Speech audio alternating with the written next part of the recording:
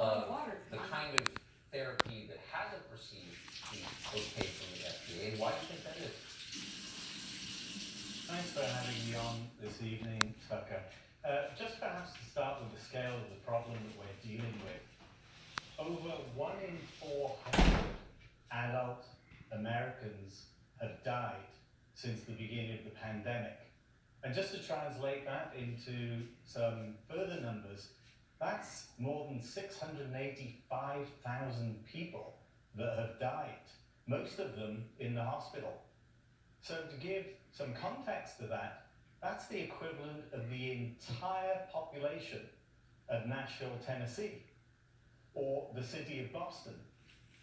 And so it's vitally important to balance the focus on vaccines to include therapeutics. Yes.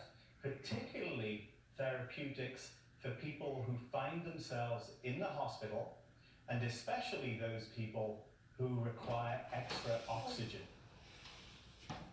So why wouldn't the federal government's vast public health apparatus be pushing as hard as possible to find and then approve effective therapeutics for this virus?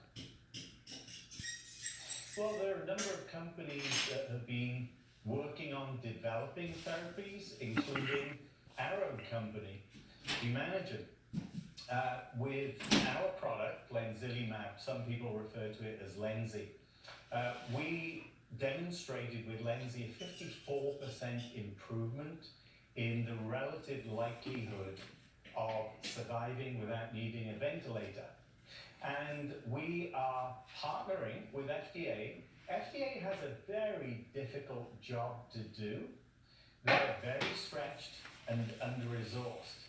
And we are pleased to work with FDA as a collaborative partner, and we hope with the benefit of additional data that Lenzi will be authorized in due course. There are other therapies also available, but not very many. And we need more proven, safe and effective therapies for physicians to increase the size of their armamentarium for people who find themselves in the hospital through no fault of their own. Well, that's exactly right.